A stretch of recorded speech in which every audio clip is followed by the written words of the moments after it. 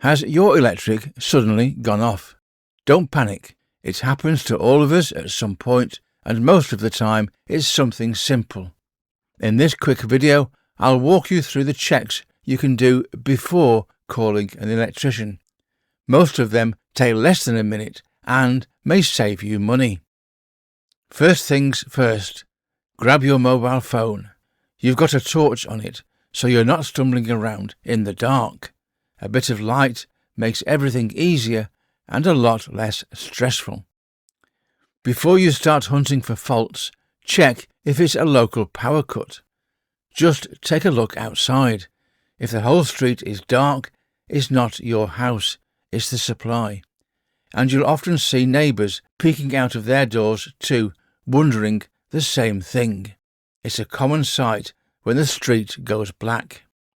Call the National Power Cut helpline on 105. It's a free call. They'll confirm the outage and give you an estimated time for the supply to return. If you have anyone vulnerable with you who relies on medical equipment, tell the helpline. They'll prioritise your home. If you're on a prepayment meter, check it straight away. No credit means no electric. It's one of the most common causes of a sudden power loss. If the display says low credit, emergency credit or no credit, top it up. If it won't accept the top up, remove the key or card, wipe the contacts and reinsert it. If it still refuses, contact your supplier.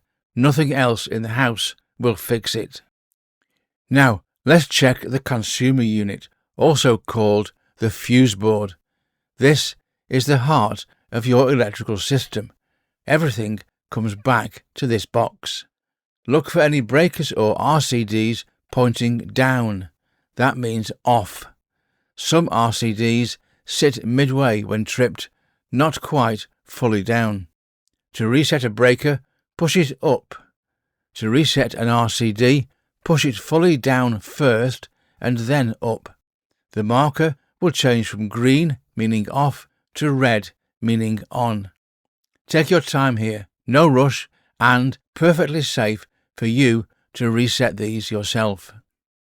If a breaker or RCD won't reset and trips again, let it. That tells you the fault is still present. Don't hold the switch in the on position. It either stays there on its own or it doesn't. For lighting circuits, flick the switches and replace any dead bulbs. A single blown lamp can take out a whole circuit. Unplug appliances. The kettle, toaster, microwave, fridge, freezer, washer, dryer. These are the usual suspects when something trips. Once everything's unplugged, try resetting again.